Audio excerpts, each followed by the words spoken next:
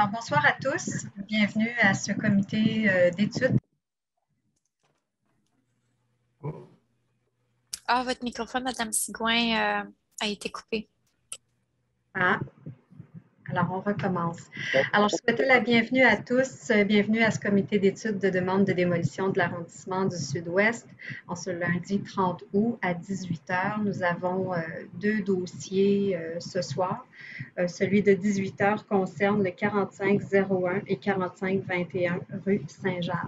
Alors, mon nom est Anne-Marie Sigouin, je suis conseillère de ville dans le Sud-Ouest et présidente du comité consultatif d'urbanisme de l'arrondissement. Alors, c'est à ce titre que je préside l'Assemblée ce soir. Parmi les membres du comité consultatif d'urbanisme qui siège avec moi ce soir, Madame Léna Bouchinger, Monsieur Jonathan Chat, Monsieur Ziad Haddad, Monsieur Daniel-Joseph Chapdelaine, Madame Anna Rocky, Madame Myriam Joannette et Monsieur Alex Charret. Je crois que tout le monde est là ce soir. Alors, de l'arrondissement de la division de l'urbanisme, la chef de division, Madame Julie Nadon, est également présente ce soir, ainsi que Monsieur Bassim Kaziawal, le chargé de projet. Alors, on n'a pas d'ordre du jour comme tel à adopter ce soir. Je souhaiterais simplement vous informer qu'un avis public a été émis pour les deux dossiers sur lesquels nous nous prononcerons ce soir, le 11 août dernier. Alors, tout a été fait en bonne et due forme. Alors, Monsieur Kaziawal, si vous voulez bien... Pardon, Madame Sigouin, pardon, il y aurait l'ordre du jour à adopter là, pour la séance. Il n'y a pas eu de d'accord. OK. Allons-y avec ça. Proposition d'adopter les deux dossiers. Le dossier à l'ordre du jour parce qu'on procède de façon séparée. Là. Alors, pour le dossier du 4501 et 4521 Saint-Jacques, j'aurais besoin d'une proposition d'adopter l'ordre du jour faite par Ziad Haddad, appuyée par Myriam Joannette. Merci beaucoup. Alors, Monsieur Kaziawal, si vous voulez bien partager votre écran, je vous dirai si on voit, si on a le visuel comme il faut. Ça semble fonctionner, oui. Tout va bien et on se retrouve tout à l'heure pour la période de questions. Merci. Alors bonsoir. La première page là, résume en somme toute le contenu de la présentation. Il s'agit, comme le disait Madame Sigouin, de la présentation des demandes de démolition de deux bâtiments, le 4501, ou du moins les garages attenants au 4501, qui lui est entouré et est encadré de la couleur jaune que vous voyez ici. Donc, c'est les garages qui se trouvent sur la rue Lenoir. Et le 4521, dont vous voyez la photo ici à gauche, c'est un duplex sur Saint-Jacques. À l'issue au terme de cette présentation, il y aura deux décisions à signer. Même si la présentation, c'est une présentation commune, mais il y aura deux décisions qui vont être étudiées. Alors, le cheminement et l'échéancier du dossier. Donc, ces deux demandes de démolition ont été faites, ont été déposées à nos services le 4 mars 2021. Le 5 juillet 2021, les deux demandes ont été présentées au comité consultatif d'urbanisme pour étude préalable. Le 11 août dernier, il y a eu un avis public dans le journal et un affichage aussi sur le bâtiment, sur les deux bâtiments. La date limite de la réception des oppositions, c'était le 26 août dernier, donc il y a quelques jours. Aujourd'hui, 30 août, c'est la tenue de la séance publique d'étude de la demande de démolition pour les deux bâtiments. Et à l'issue de cette séance, il y aura une décision motivée du comité. Il y a un délai de 30 jours qui permet à tout intéressé d'interjeter appel à la décision qui sera émise aujourd'hui. Donc, ça va nous amener jusqu'au 29 septembre.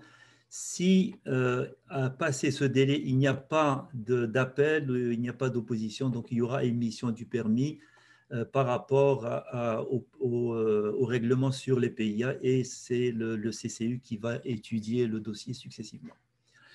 Alors, on est dans l'unité 4.7, place Saint-Henri.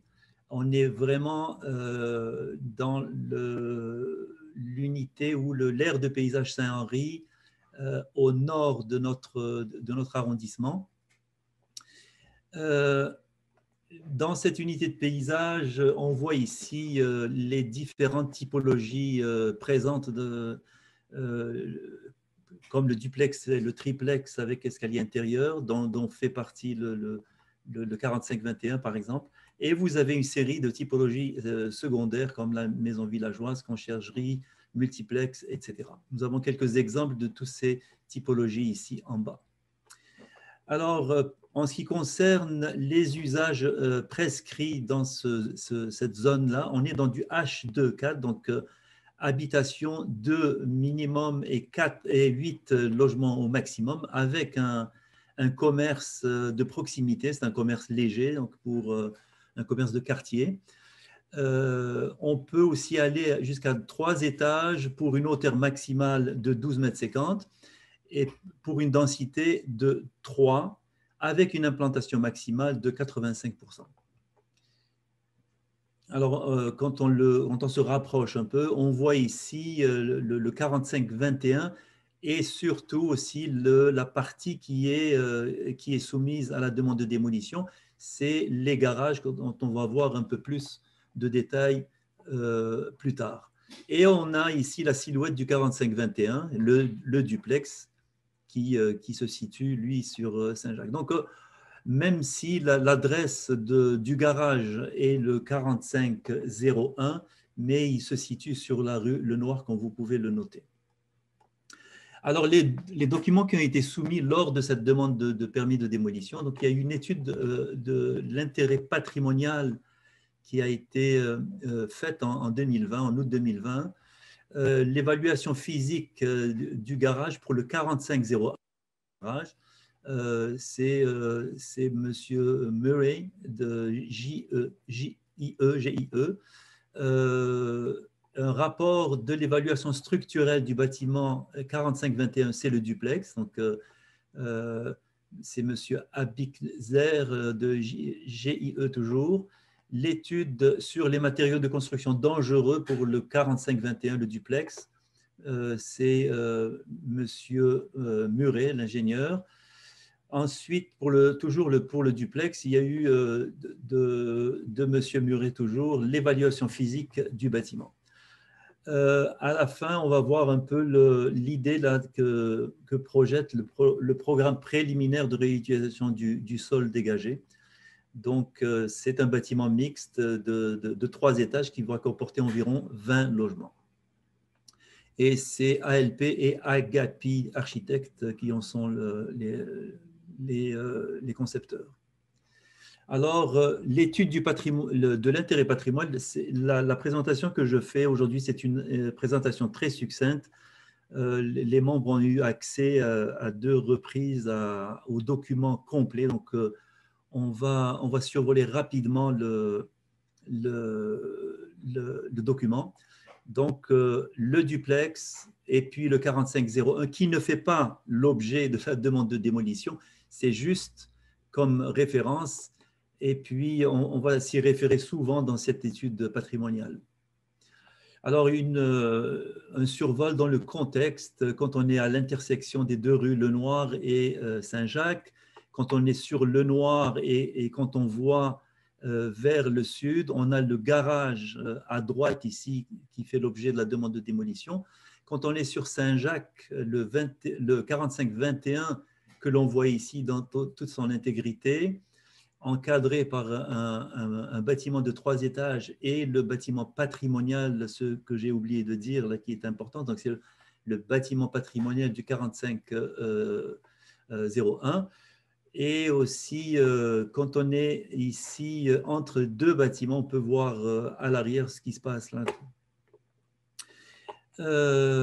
Ce qu'on peut aussi noter, c'est que les bâtiments sont isolés là. isolé. Pourquoi? Parce que historiquement, il y avait un bâtiment qui se situait ici entre le 4501 et le 4521. Alors ça, c'est toujours des photos du contexte. Quand on est par exemple sur Saint-Jacques, et quand on est toujours sur Saint-Jacques et quand on voit vers le sud.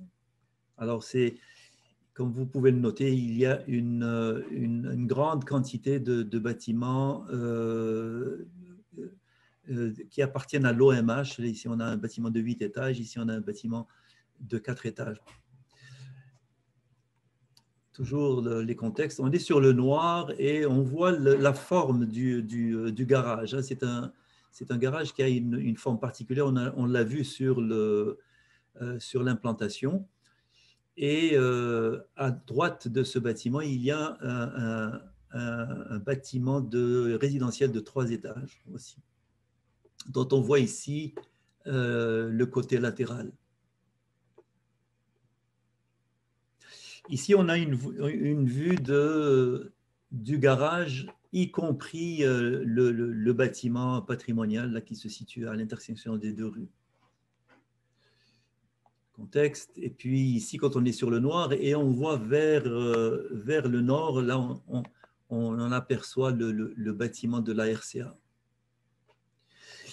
Par rapport à l'histoire ou quand est-ce que le bâtiment ou les 2 bâtiments ont vu le jour, il y a ici, par exemple en 1879, il y a un bâtiment, mais on n'est pas sûr que c'est le 4501. On est pratiquement certain aujourd'hui qu'il ne s'agit pas du 4521, puisqu'il n'a pas la forme non plus du bâtiment en question, le duplex. En 1907, on voit la silhouette du 4501, le bâtiment patrimonial, mais la silhouette, par exemple, du duplex n'est pas celle que l'on voit aujourd'hui, et il y a un bâtiment aussi entre les 2 bâtiments. Alors, c'est en 1915 qu'on commence à apercevoir ou deviner les 2 bâtiments. On se rend compte aussi que le bâtiment patrimonial a été construit en deux parties. Donc, d'ailleurs, on remarque sur le bâtiment un semblant, ou je ne sais pas s'il existe à l'intérieur, mais comme un mur coupe-feu qui sépare les 2 bâtiments. Il y a aussi un traitement différencié de la façade. Donc ça, en 1915. Aux environs entre 1908 et 1942, voilà, c'est une axonométrie qui montre l'immeuble de la RCA. Et puis, on a 1961, les bâtiments sont désormais, ils ont leur forme définitive. On remarque en 1961 qu'il y a encore le bâtiment qui est entre les 2, qui a disparu maintenant. Et la cartographie actuelle montre qu'à la place de ce bâtiment, il y a un vide actuel. Quand je disais que le bâtiment était scindé en 2, l'échangeur turco qui apparaît dans les plans de 1975, par exemple, et puis ensuite quelques images là, du contexte avec l'échangeur, etc. Alors, en ce qui concerne l'historique du bâtiment, c'est au milieu des années 1920 que les bâtiments prennent leur adresse actuelle. Donc, c'est l'adresse.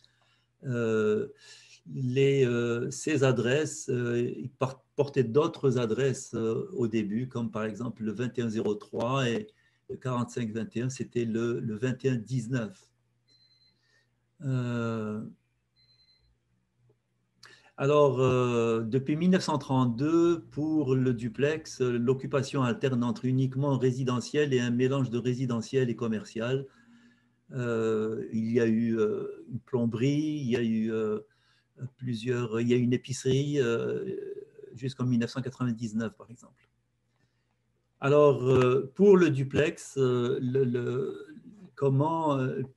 pour la typomorphologie de ce duplex, qui est assez particulier d'ailleurs, il est construit par rapport à un axe de symétrie pratiquement parfait. Là, aussi bien au rez-de-chaussée commercial qu'à l'étage. Donc, la porte d'entrée résidentielle se situe au milieu. De part et d'autre, il y a les deux commerces et les entrées sont en alcôve. En guise d'entablement, il y a un entablement qui est ponctué par des corbeaux et au-dessus desquels vous avez ici un garde-corps. Au niveau du deuxième étage, c'est encore une fois, c'est symétrique. Les deux fenêtres qui sont assez larges d'ailleurs et dont les linteaux sont arc-boutés. Et on note aussi la présence d'une corniche qui est ouvrée et qui a gardé sa forme initiale. Certains détails, là, quand on voit par exemple la condition du commerce de gauche, le détail du mur en allège qui est en bas ici, on le voit, mais ce n'est pas le même de l'autre côté. Donc on peut dire qu'il a probablement perdu sa caractéristique, le bâtiment, le commerce de droite. Par contre, ce que j'ai oublié de dire, c'est la présence de 4 colonnes en fonte là, que vous voyez ici. Elle encadre les entrées, elle encadre aussi l'entrée du résidentiel que vous voyez ici. Alors, des vues sur le mur de gauche, qui, à un certain moment, on va le voir dans l'historique des réparations et des travaux, il a été refait, ce mur, il a été construit. Par contre, le mur qui se situe à l'est, il est en bloc de béton. Donc, je ne sais pas si, dans son histoire, ce mur a été refait.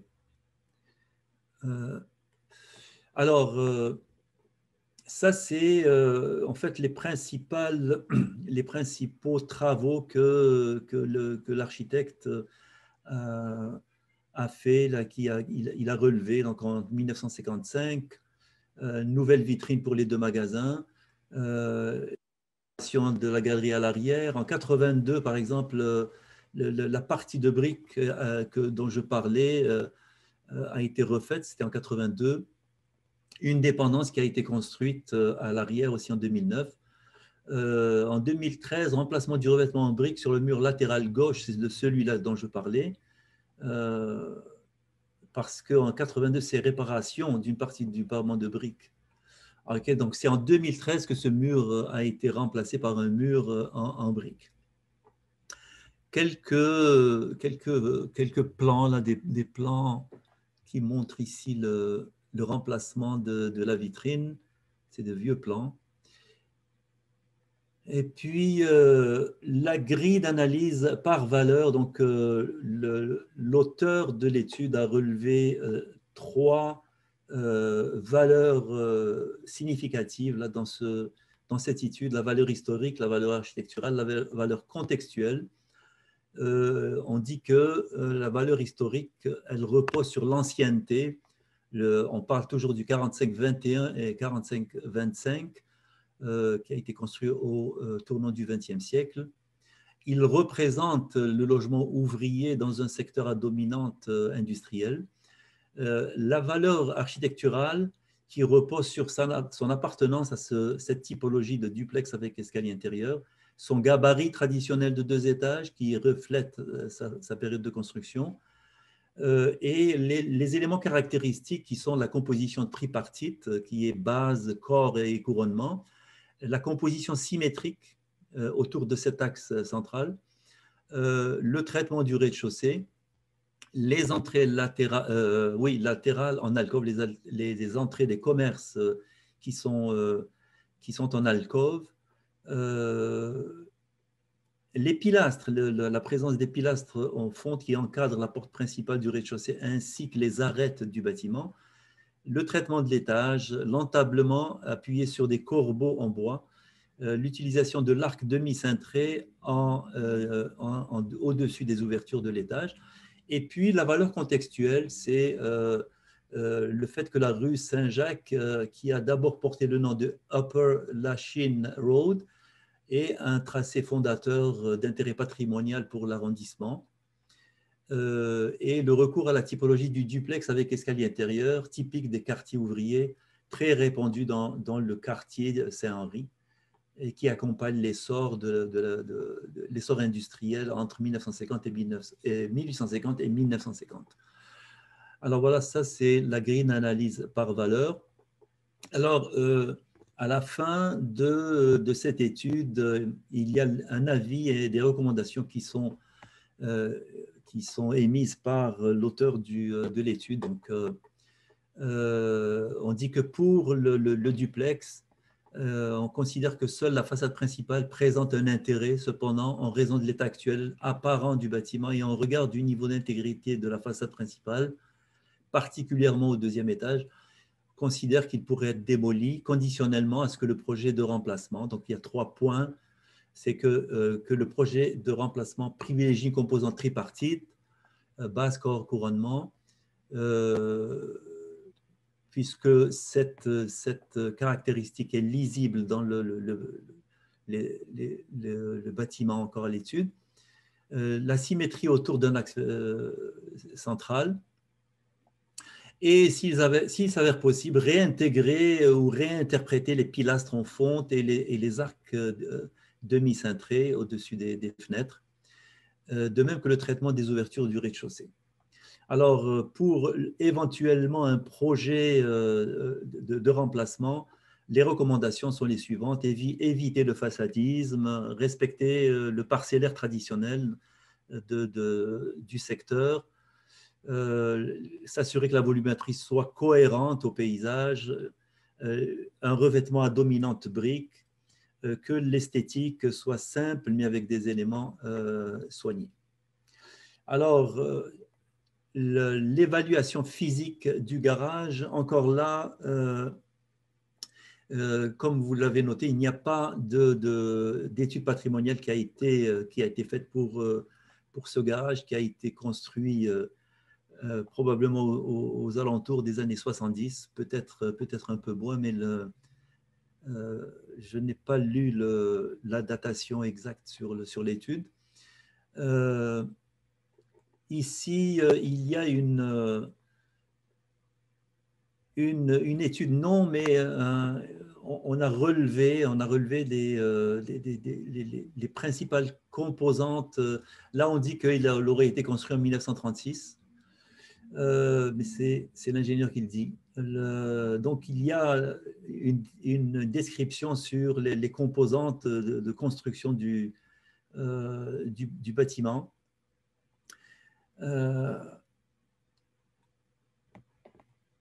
Alors, vous allez le voir sur les photos, il y a plusieurs problématiques là. La dalle de béton, les gonflements, l'enveloppe, par exemple, les signes d'efflorescence, et il y a des infiltrations qu'on a relevées. Le système de toiture qui n'est pas construit dans les normes, donc, qui cède devant l'accumulation de la neige, par exemple.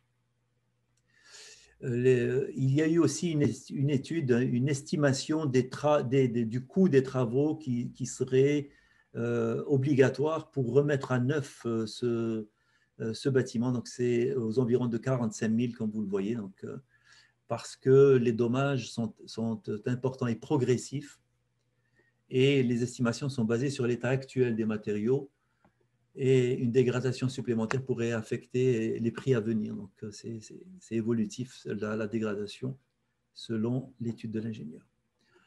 Alors, la conclusion,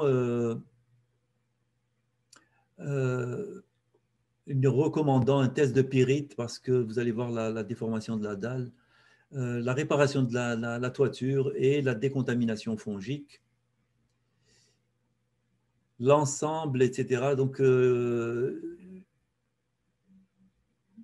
En fait, tous ces dommages ont été causés par des déficiences dans l'enveloppe et par la pyrite et éventuellement. Et il revient sur les coûts nécessaires pour remettre à neuf ou en l'état le bâtiment. Alors, les photos, donc les grandes fissures sur la dalle à l'intérieur.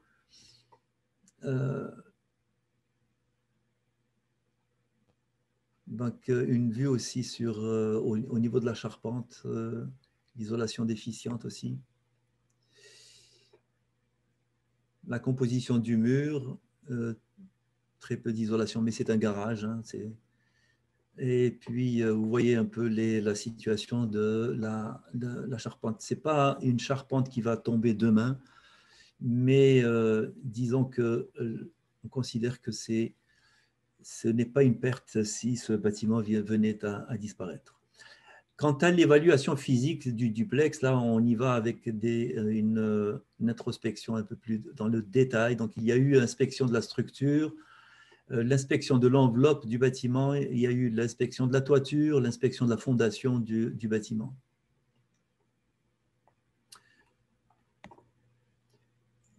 Alors, ça, c'est la description du bâtiment de 2 étages. Une ossature en madrier de 3 pouces par 9 pouces, les solives de bois et le plancher en bois franc. Les solives sont espacées de 23 pouces et ils reposent sur le mur de fondation. Le mur de fondation, c'est un mur en moellon. Là, vous allez le voir un peu dans les photos. Et puis la charpente de toit qui est composée de 2 par 4 à 33 pouces centre à centre, ce qui en fait une structure qui n'est pas très solide. La moitié de la façade est, on l'a vu, est composée de blocs de béton directement tempérés. Alors la toiture multicouche, etc. Donc on voit ici. Pour ce qui est des fondations, il y a des signes d'humidité excessive et de l'efflorescence. Les joints de mortier entre les moellons, là, entre les blocs de pierre sont friables, ce qui entraîne un affaiblissement des murs de fondation. Alors, ceci est le résultat d'une infiltration d'eau continue. On va aller voir sur les photos. En ce qui concerne le cadre structurel, il y a de graves dommages au bois dans les coins nord-est du bâtiment causés par les infiltrations d'eau. Ces dommages semblent s'être produits sur une longue période et ont affecté la structure du bois et peuvent avoir un impact sur l'intégrité complète du bâtiment. On va les voir sur les photos en annexe. L'enveloppe du bâtiment, il n'y a pas d'espace d'air, là vous l'avez vu, c'est des pièces sur pièces, quelquefois pièce sur pièce, aussi des madriers. Il n'y a pas d'espace d'air, il n'y a pas de pare-vapeur. Et on a relevé aussi que sur le deuxième panneau de gypse qui a été apposé, il y a de l'amiante aussi. Des signes d'infiltration d'eau au niveau des fenêtres, moisissures, etc. Tout ça caché par le gypse. Alors, tous ces signes-là, c'est un indice qu'il y a une carence dans l'enveloppe du bâtiment qui n'est plus perméable. Qui n'est plus imperméable, pardon. Alors, des dommages importants aux murs de briques et sur les façades nord, sud et est du bâtiment. Plus important, ces dommages ont mis à nu la charpente de bois du bâtiment et conduit à leur dégradation. Alors, les briques aussi sont recouvertes d'un enduit de ciment contenant de l'amiante et l'ancrage de la section de mur au bloc de béton est défaillante. Donc, c'est le mur qui se situe à l'est qui est défaillante parce qu'il y a de moins en moins d'ancrage. Alors, la visite sur la toiture n'a pas pu se faire parce que cette inspection s'est faite en hiver, il y avait de la neige. À l'intérieur, par contre, il y a des signes de taches d'eau et de moisissure sur la surface intérieure du toit, c'est-à-dire au niveau du plafond. Alors, il y a toutes ces photos en annexe, on va les voir. L'estimation budgétaire, là, qu'est-ce qu'il faut comme dépense là, pour remettre à neuf ou dans les normes ce bâtiment. Alors, vous voyez ici par item la maçonnerie, l'étanchéité, la réparation de la structure, la réparation de la toiture, le désamiantage et la décontamination fongique. Alors, on a ici toute cette somme-là qui conduit à 551 000 $. Alors, ce que recommande l'ingénieur, c'est réparer la maçonnerie, réparer l'étanchéité de l'enveloppe, réparer la structure, la toiture, le désamiantage, la décontamination fongique, toute la liste qui conduit à une estimation de l'ordre d'un demi-million et qui correspond à plus de 50% de la valeur de la propriété. Alors, en conclusion, on dit que dans le règlement sur la démolition de bâtiments principaux, dans l'article 1.1.3, il est précisé que le règlement ne s'applique pas à tout bâtiment incendié ou ayant perdu 50% ou plus de sa valeur inscrite au rôle d'évaluation. Bon, ça c'est l'ingénieur qui le dit. Ces normes conduisent à une recommandation que le bâtiment est démoli en raison des travaux représentant plus de 50% de la valeur de la propriété. Alors, les photographies là, qui illustrent un peu tout ce qui s'est dit précédemment.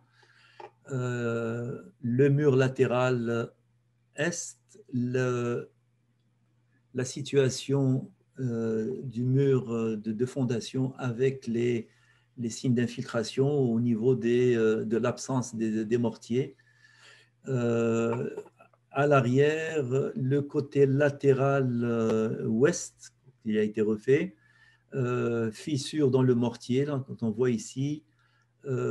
Ici, on a les solives qui reposent sur le mur de fondation, les signes de déflorescence et les signes d'infiltration d'eau au niveau de la fondation. On voit ici les solives qui reposent directement sur le mur de fondation. Une vue sur le pontage, la charpente en bois quand on fait une sorte on a ouvert le mur là pour voir un peu ce qui se passait.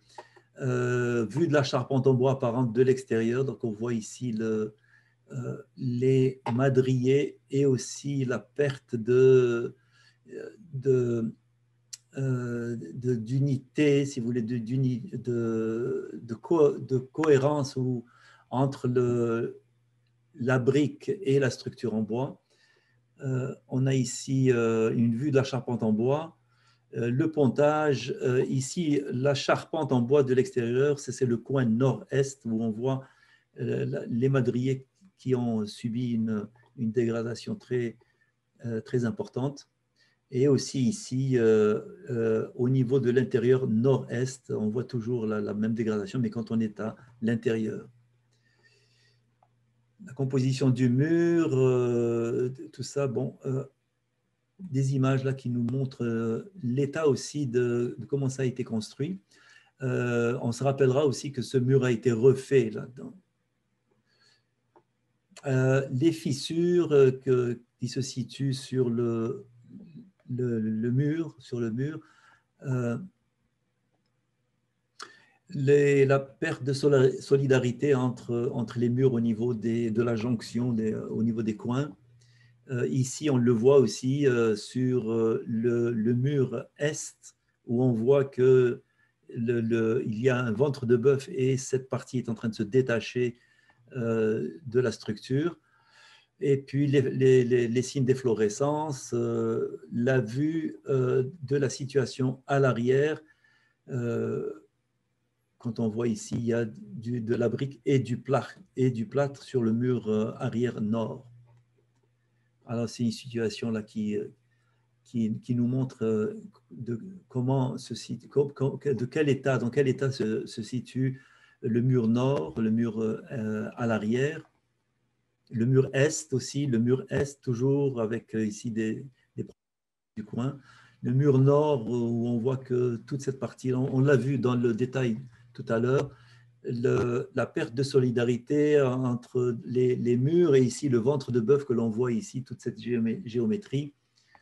Les taches d'eau et de moisissure au niveau du mur nord, le mur ouest, une vue, la contamination fongique sur les matériaux de la cavité murale dans le mur ouest. Et voilà, donc, tous ces signes, là tout ce relevé photographique là, qui nous montre un peu l'état des composantes intérieures comme extérieures. Alors, il y a eu une étude sur les matériaux de construction. Bien entendu, c'est la conclusion que j'ai notée ici, mais il a été déterminé que les décontaminants et des matières dangereuses connues ou soupçonnées étaient présentes dans les zones facilement accessibles, des zones d'enquête désignées de l'édifice en question, principalement sur la base d'une étude visuelle et d'un programme d'échantillonnage en vrac d'amiante, de peinture et de moisissure. Ça, c'est une étude qui est assez volumineuse, mais les conclusions sont là. Donc, il y a eu de l'amiante qui a été détectée dans les matériaux de construction, suivant dans les zones d'études désignées. Donc, enduit de ciment blanc appliqué sur le mur de briques et de façade nord, et les composants à joint gypse, tous ces deux composantes qui contiennent de l'amiante. Alors, en ce qui concerne le programme de réutilisation du sol dégagé, donc le programme de remplacement ou le projet de remplacement prévu, c'est un projet particulier qui est visé. Et ce projet particulier, il va occuper le lot qui résulte de l'unification des lots 4501 et 4521, avec bien entendu la préservation du bâtiment patrimonial qui se situe à l'intersection des rues. Par rapport à un plan d'implantation, le plan d'implantation visé, ici on le voit encadré en rouge, le bâtiment patrimonial à l'angle des deux rues. Et on voit ici que le projet vise aussi à le dégager là, des bâtiments, des garages qui en fait obstruent cette façade arrière, ou on peut dire façade latérale aussi quand on est sur le noir.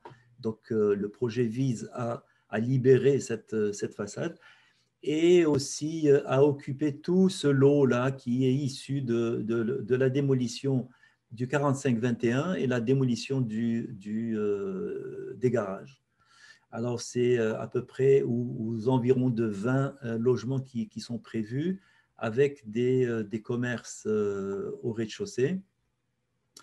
Voilà, donc ça, c'est une étude là, pour voir quel est le lot concerné par le projet.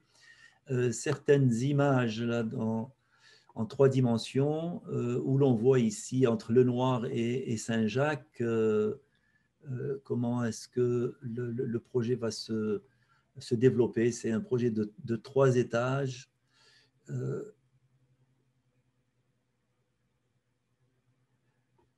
Et quand on est sur le Noir, par exemple, on voit le bâtiment patrimonial et on voit il est désormais libéré des garages. Et en retrait, on a une partie du nouveau bâtiment de 3 étages, avec, bien entendu, on voit ici avec une volonté là, de scinder ou d'aller chercher une ligne qui correspond aussi à cette ligne importante du bâtiment patrimonial. au niveau de Saint-Jacques, là, on remarque qu'il y a la partie qui donne sur Saint-Jacques et on reprend les caractéristiques dominantes du bâtiment du duplex avec l'axe symétrique et aussi la structure du bâtiment, base, corps et corniche. Là, vous le voyez, donc on reprend les caractéristiques du bâtiment de 2 étages. Et le bâtiment de 3 étages, il se développe en retrait là, pour respecter un peu cette ligne existante. Et ceci complète ma présentation. Je vous remercie beaucoup. Merci, M. Kaziawal. Merci pour cette présentation. Donc, pour les adresses 4501 et 4521 Saint-Jacques, il y a eu en fait plusieurs citoyens représentants d'organismes qui se sont opposés à la demande de démolition. 86 au total, ce qui est assez rare dans ce comité qu'on voit autant d'opposition à un projet. Je ferai toutefois mention que, étant donné que dans la vie publique, il était question du 45-21 et 45-01, sans préciser que la démolition ne visait que les garages, beaucoup de gens ont pensé qu'il s'agissait aussi de démolir le bâtiment de point, ce qui n'est pas le cas. Alors, je le mentionne à l'attention de tous et aussi des gens qui pourraient être à l'écoute ce soir et qui auraient signifié leur opposition. On comprend toutefois à la lecture des commentaires que ce sont tous des gens de Saint-Henri très attachés au patrimoine du secteur, à l'histoire du secteur, à son passé ouvrier, et pour ces gens-là, les bâtiments concernés sont vraiment des témoins de cette histoire, de cette époque. Alors, je pense que ce sera important d'en tenir compte. 2 des personnes sont des résidentes immédiates du site concerné et qui ont demeuré là pendant plusieurs décennies, qui sont très, très inquiètes de la démolition et du projet de remplacement qui pourrait en résulter. Parmi les organismes, il y a bien sûr le pas pire comité logement qui déplore un grand manque de logements sociaux et abordables dans le secteur et qui est d'avis que ces bâtiments-là auraient pu représenter une opportunité là, pour produire des logements de cette nature, des logements additionnels de cette nature. Alors voilà. Donc, on serait maintenant à la période de questions des membres du comité qui pourraient demander des précisions à M. Kaziawal ou à nos invités avant d'aller en huis clos pour la discussion et la décision. Alors, j'irai par main levée, s'il vous plaît, à celles ou ceux qui auraient des questions. Oui, Ziad. Bonsoir. Donc, 2 petites questions rapides. Donc, le duplex n'est pas PIA, n'est-ce pas?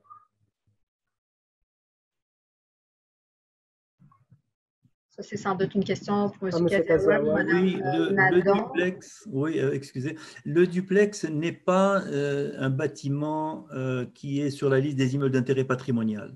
OK. Puis, Oui. puis selon l'évaluation de M. Barrio, disons, on a soulevé une valeur, mais sans plus. Oui, il y a une valeur, il y a 3 valeurs importantes qui ont été relevées. Là, mais pas de recommandations claires et nettes. Il recommande que la partie la plus importante du bâtiment soit réinterprétée et que certains éléments soient, dans la mesure du possible, soient réintroduits dans le projet de remplacement. Si vous permettez, M. Kaziawal, j'inviterai M. Barrio peut-être à donner un complément de réponse là, à la question de M. Haddad. Exactement, merci. Alors, nous, certains d'entre vous le savent, nous, la compagnie, on est assez bicéphale ici. Alors, l'équipe qui travaille sur l'étude d'intérêt patrimonial en aucun moment ne connaît le projet de remplacement qui est planifié sur le site. Donc, Geneviève Richard et ce reste de l'équipe qui travaille avec elle, eux font l'étude prenant pour acquis sans aucune connaissance du projet de remplacement. Et ni des études, que ce soit de structure, d'état de bâtiment ou autre. Donc, on est arrivé à la conclusion que si on va en démolition de ce bâtiment-là, on a identifié, là, justement, je pense que c'est 6 points dans le rapport et dans la lettre qui devraient être pris en considération dans le cadre du projet de remplacement. Alors, nous, on avait identifié que le 4501, l'ensemble qui est plus à l'est, était l'ensemble qui avait beaucoup plus d'intérêt que celui qui était à gauche. Donc, on disait qu'advenant les autres études, il était, je me rappelle bien, c'est dans l'éventualité où ça devient justifié à ce niveau-là, on donnait les paramètres qui devraient guider la firme d'architecture sur le projet de remplacement. Ma question, M. Barrios, c'est que oui, le bâtiment du coin est classé, mais si je regarde et je compare, disons, les éléments architectoniques des deux bâtiments, je n'ai pas votre expertise, bien entendu, mais moi, je vois des détails super rares sur le duplex, des détails qui sont probablement non existants encore là, de nos jours. Alors, je me demande juste si vous aviez une recommandation un peu plus, disons, pointue sur ces éléments-là, et non seulement juste peut-être reprendre les éléments, les composantes du bâtiment, mais vraiment parce que si je compare, disons, juste au niveau du détail architectural, je pense personnellement que le duplex a plus d'intérêt même que le bâtiment de la Pointe. Je vous dirais, vous apportez quand même plusieurs points intéressants ici. C'est certain que le bâtiment là, qui est à gauche a une facture architecturale qui est moins commune à Montréal, c'est-à-dire les pilastres en acier à l'avant. Bon, c'est pas exactement des pilastres parce qu'ils sont quand même structurels, mais bon, aussi les fenêtres en arc demi-cintré. Et tous ces éléments-là amènent des éléments qui sont distinctifs de ce bâtiment-là par rapport à la production traditionnelle dans ce secteur. Et c'est des éléments architecturaux qu'on voit plus souvent dans de l'architecture commerciale ou industrielle et moins dans l'architecture résidentielle. Cela est vrai. Cependant, si j'essaie de comprendre vos commentaires, oui, c'est un bâtiment qui a qui a quand même des éléments caractéristiques qui sont intéressants. Ce sont pas des éléments qui sont uniques, mais qui sont intéressants pour ce secteur-là et qui donnent une certaine unicité à ce bâtiment-là. Je ne sais pas si ça a plus répondu à votre question. Sinon, peut-être, allez-y plus d'un autre angle, là, si je n'ai pas bien compris ce que vous vouliez. Non, c'est que des fois, des bâtiments qui ne sont pas classés, peut-être par oubli, peut-être par... je ne sais pas, on n'est pas rendu là, mériteraient peut-être une recommandation un peu plus pointue de la part de personnes spécialistes comme vous autres, là, comme votre bureau. Bien. Ce que je peux vous dire par rapport à ça, c'est quelque chose que souvent on est appelé par plusieurs villes, arrondissements et même le ministère de la Culture. Là, on est leur fournisseur principal d'études d'intérêt patrimonial externe. Ce que je peux vous dire, c'est nous, basés sur les conditions apparentes, et on a travaillé sur énormément de projets de recyclage de façades et de structures. Nous, on voyait des problématiques assez claires ici par rapport au potentiel de recyclage de ce bâtiment-là. Pas du point de vue d'ingénierie, mais par rapport si on regardait la facture, qu'est-ce qu'il faudrait remplacer pour que ce bâtiment-là conserve et soit remis dans un état actuel. Et son état actuel apparent par rapport aux composantes patrimoniales faisait en sorte que le bâtiment il était rendu trop tard dans sa dégradation, selon notre analyse. Et c'est pour ça qu'on a recommandé à l'équipe de contacter des ingénieurs pour faire des études plus poussées. Parce que selon nous, on ne voyait pas la possibilité de faire un recyclage de ce bâtiment-là qui aurait permis de ne pas être une espèce de copie conforme un peu quasi postmoderniste ici, mais de vraiment faire quelque chose avec certaines composantes. Et on est arrivé à la conclusion de l'analyse basée sur notre expertise que il aurait été très difficile d'arriver à quelque chose de convaincant qui respecte le patrimoine. Parce que le patrimoine, il faut comprendre, bon, il y a différentes écoles. On ne va pas aller dans l'école de Nara versus et tout ça, là. Mais ici, on était arrivé que le bâtiment était arrivé en fin de vie et plusieurs composantes étaient rendues à un niveau de dégradation que nous, encore une fois, pas comme ingénieurs, mais comme personnes qui sont appelées à programmer des programmes de recyclage de bâtiments. Quand c'était rendu, bien, il fallait refaire tous les éléments de la corniche, par exemple en bois avec l'entablement, le corbeau, les garde-corps, tout ça, il fallait que ça soit enlevé. La brique était en bonne partie d'ici très peu, là, finalement, elle était en état apparent d'être remplacée. Qu'il y a eu des transformations de la façade au niveau du rez-de-chaussée avec les fenêtres à plusieurs reprises, qu'il y a une dégradation des fenêtres aussi, que les pilastres en fonte aussi ont des signes de dégradation qui peuvent quand même être restaurés, mais qu'il y a des signes de dégradation aussi, nous amenaient à cette analyse-là. Très bien, merci. Est-ce que c'était plus clair, ça? Oui, c'est super. Okay. Merci beaucoup, M. Barrio. Merci, M. Barrio. D'autres questions de la part des membres? Alex Charret, s'il vous plaît. Oui, bonjour. Ma question serait par rapport au rapport d'évaluation physique. Je crois que c'est M. Murray.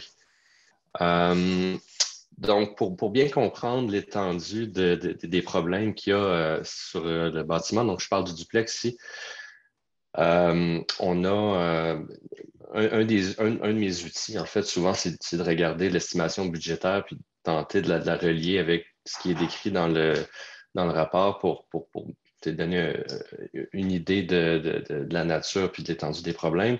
Donc ici, j'ai un peu de difficulté à faire ce lien-là. J'aimerais que vous me parliez de ce que vous avez en tête pour la réparation de la maçonnerie qui totaliserait 262 000 $.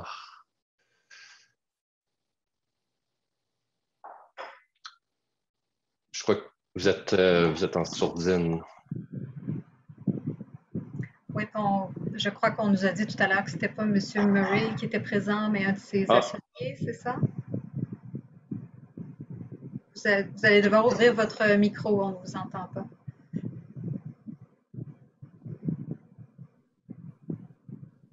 Voilà. OK. Voilà.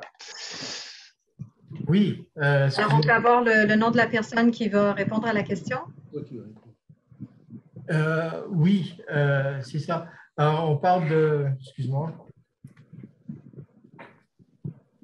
Parler de l'enveloppe.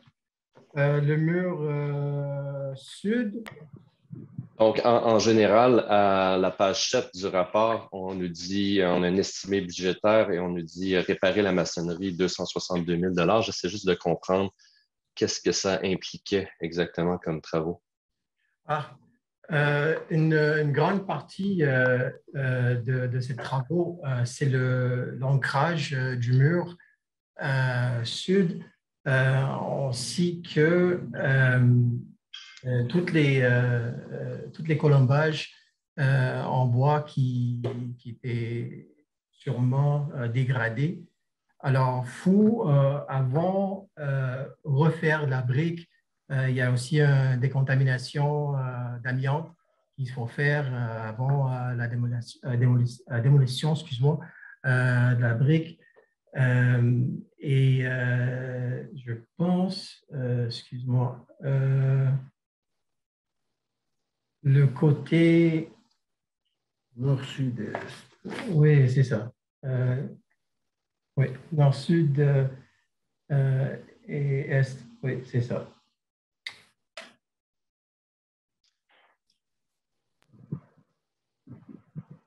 Excuse-nous.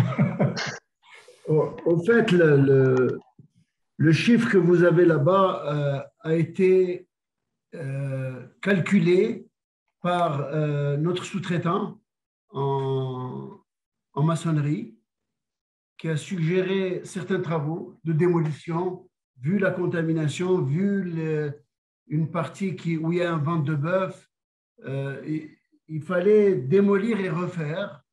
Et ça, c'est le coût que ça a engendré. C'est un coût calculé par un entrepreneur général en maçonnerie. OK.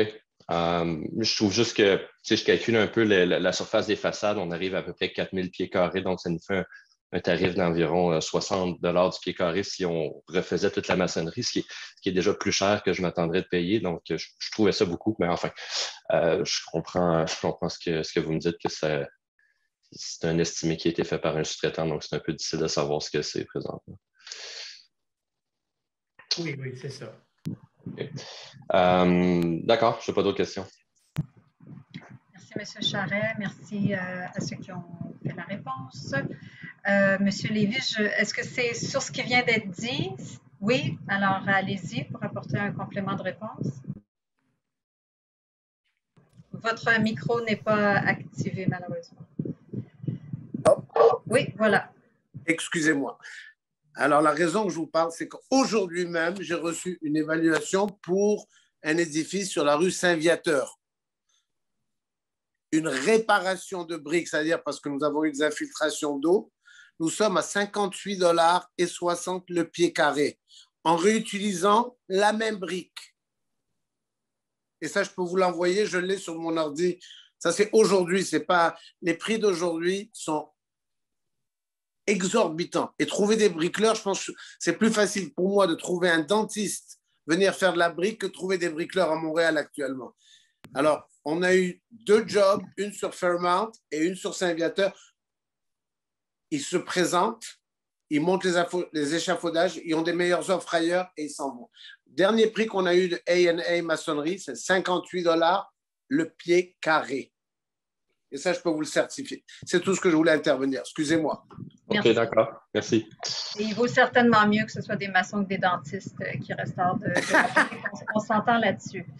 Merci. D'autres questions du côté des membres? Oui, Daniel Joseph. Merci, Mme Sigouin. Au fait, je voudrais savoir qu'est-ce qui explique que l'immeuble a été en si mauvaise condition, Bassim. Est-ce que la Ville de Montréal a déjà fait des rapports dans le passé? Est-ce qu'il y a eu des notes qui ont été mises au dossier du propriétaire? Parce que là, je vois j'ai vu des photos comme tout le monde, là, avec des briques qui sont complètement dépareillées. À la vue de tous. Là. Donc, ça me surprendrait là, que le voisinage n'ait pas réagi. Est-ce qu'on a des notes au dossier? Je n'ai pas trouvé de notes particulières au dossier faisant référence à l'état de l'enveloppe ou des briques. Il y a certaines requêtes, là, un chien qui aboie, etc. Donc, mais il n'y a rien de bien particulier. Il semble aussi que les dernières 5 ou 6 années, la dégradation soit beaucoup accélérée.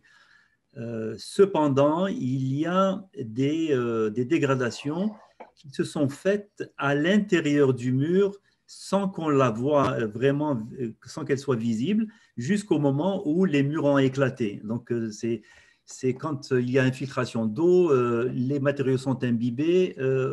Au moment où il y a le gel et le dégel, quand il y a le gel, expansion et fissure, après fissure, ventre de bœuf, jusqu'au moment où, comme on l'a vu sur les photos, il y a des dégradations au niveau des coins, par exemple, là où la structure est la plus délicate, ou là où les ancrages sont les plus faibles, par exemple. Alors, c'est certain qu'on ne peut pas diagnostiquer des éléments qui sont invisibles, mais quand ça commence à être visible, ça va vite après. Voilà, je pense que c'est le cas de ce bâtiment-là. Oui, merci Bassim pour votre réponse. Donc, est-ce que, puis là, on n'a pas vu ce soir qui étaient les propriétaires. Est-ce que c'était d'anciens propriétaires? Monsieur Lévy, peut-être que vous pouvez... Alors, quand nous avons acheté l'immeuble, il était tel quel. Il n'y avait pas de locataire en place. Il y avait juste Concordia qui occupait une librairie en bas qui est partie. Et il y avait un genre d'antiquaire. Et si vous remarquez sur les photos, les portails sont partis avec. Ils sont partis avec les portails en métal. Alors, les portails que vous voyez sur la photo ne sont plus là. Et quand on l'a acheté dans cet état-là. Malheureusement, Malheureusement, je dis bien malheureusement, 3 jours après l'achat, le propriétaire qui nous l'a vendu est mort à l'âge de 97 ans. Alors, nous avons signé, 3 jours après, il est décédé. Mais nous l'avons acheté dans cet état-là. Peut-être un peu moins avancé. Au fur et à mesure que les années ont avancé, il y a eu une plus grande détérioration parce que nous n'avions aucun intérêt. Je veux dire, nous savions qu'est-ce que nous recherchions éventuellement, mais nous l'avons acheté dans un état comme ça. Le propriétaire n'a rien fait, absolument rien là-dessus. Et merci, M. Lévy, pour l'information. Vous précisez que vous l'avez acheté donc récemment? Nous l'avons, ça fait quoi? Si je ne me trompe pas, 2 ans. Un instant, je ne veux pas dire de bêtises, parce qu'avec la COVID, on est un peu mélangé dans les dates, mais vous me posez une bonne... Si ce n'est pas 2 ans, c'est 2 ans et demi, OK? Maximum. D'accord. 30 mois. Si je peux me permettre aussi un complément d'information par rapport à ça. Et pour appuyer ce que le représentant de l'arrondissement nous informait, pour avoir travaillé sur des centaines de dossiers comme ça, et moi-même vivant dans une maison patrimoniale en pierre grise de Montréal et dont le travail de flashing de métal est brisé depuis une décennie et que le propriétaire ne répare pas, les signes extérieurs sont invisibles ou quasi invisibles pendant plusieurs années. Hein. Des fois, ben là, c'est de la brique, mais par exemple, la pierre grise, là, c'est des mouvements de demi-millimètre, c'est des petites traces de mortier. C'est ces choses-là qui tombent, qu'il faut vraiment avoir l'œil pour le voir. Et sincèrement, sans une inspection professionnelle, même des propriétaires de grands parcs immobiliers, c'est très dur à déceler ces dommages-là lorsqu'ils se font à l'intérieur. Et c'est ça le danger et le problème, parce que dès qu'on s'aperçoit souvent qu'il y a des signes évidents, on est trop souvent arrivé trop tard. Alors, je ne sais pas c'est quand ce bâtiment ici a basculé, ce n'est pas dans mon expertise, mais ce que je peux vous dire, c'est souvent, on peut être un bon propriétaire d'un immeuble pendant 10, 15, 20 ans et sans le savoir qu'il y a quelque chose qui se cache quelque part. Et ce dommage-là se produit sans le savoir, à part peut-être des allergies supplémentaires ou du suintage de fenêtres. Et soudainement, on découvre le désastre à l'arrière. Je vous remercie pour votre réponse, M. Barrios. Ceci étant dit, je pense que les autres membres seront sans doute d'accord avec moi, mais lorsqu'on voit des ventres de bœuf, généralement, les voisins s'inquiètent. Les voisins le voient, les voisins le signalent. Mais je comprends très bien votre point de vue. Merci beaucoup. Madame Sigouin, autre détail, est-ce qu'on va pouvoir avoir accès à au moins un certain nombre de lettres provenant des citoyens? Parce que vous l'avez dit tantôt, 86 oppositions citoyennes, c'est exceptionnel. Moi, ça fait bientôt 3 ans que je suis avec vous au CCU. J'ai jamais vu ça. Puis, j'ai pas vu... Un autre cas l'an dernier, ou plutôt cette année, là, dans mon district, mais c'est très rare, effectivement. Et donc, moi, je n'ai pas vu la liste de toutes les lettres. Le rapport de consultation écrite a été transmis, si je ne me trompe pas, à tous les membres aujourd'hui de la séance. Le courriel, oui, je pense que c'était aujourd'hui. Rapport, oui, un courriel ce midi. Alors, c'est certain qu'on n'a pas eu beaucoup de temps pour en prendre connaissance. OK. Je vais en prendre connaissance maintenant parce qu'évidemment, c'est de savoir est-ce que les citoyens s'opposent à la démolition des 2 immeubles ou simplement une partie d'eux. C'est important pour moi de le... OK. Merci beaucoup. Je n'ai pas d'autres questions. Je réitère on en fait juste un. Il y en a un qui reste. Je veux dire, oui, et ça a été, je pense, c'était un manque de communication envers le public, en fait. Exactement. Je pense qu'il y a eu un manque à quelque part, là, mais c'est correct. Entendu. Alors, on quitte cette salle virtuelle pour aller dans une autre. Léna, tu avais une question. Oui, je voulais savoir, est-ce qu'il y a encore des locataires dans le bâtiment? Non, ça fait longtemps. Très longtemps. C'est juste quand on va sur le site web de certains locataires, il y a encore la vieille adresse, je me demandais. Non, la seule chose qu'il y a, c'est qu'on a mis des tableaux d'un de nos partenaires dans le magasin. C'est un artiste qui a exposé comme ça. Il a juste mis mais il est associé dans l'édifice. C'est un des propriétaires. dans le magasin, celui qui va rester non démoli. Celui qu'on ne démolit pas ou quoi, vous allez trouver là, si vous l'appelez une galerie d'art, mais non, c'est juste pour dire qu'il y a une salle d'exposition là, oui, mais il n'est jamais ouvert au public. Et quand on regarde le projet de remplacement, il y a une espèce de nouvelle façade en briques rouges là où il y a le bâtiment, le duplex. Celui-là, je comprends qu'il va être démoli, on va reconstruire quelque chose dans des proportions semblables, c'est bien ça? Exact. Okay, merci. Bienvenue. Alors, comme je le disais, on quitte cette salle virtuelle pour aller délibérer dans une autre. Donc, vous, les invités peuvent rester ici et on vous revient après nos délibérations avec la décision du comité. À tout à l'heure. Merci. À tout à l'heure.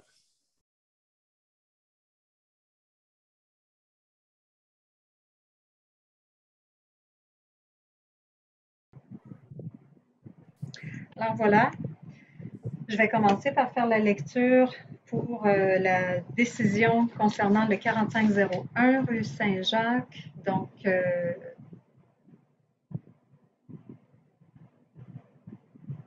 c'est en lien avec les garages, les dépendances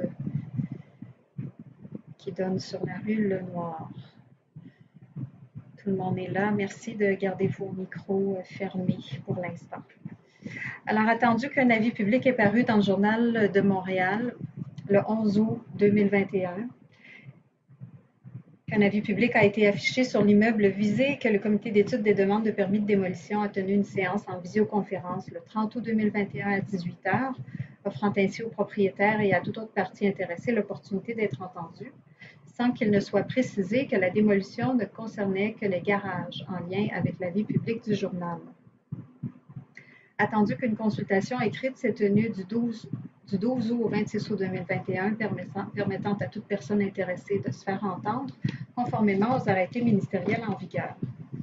Attendu que le rapport de la consultation écrite a été transmis à l'ensemble des membres du comité d'étude des demandes de démolition.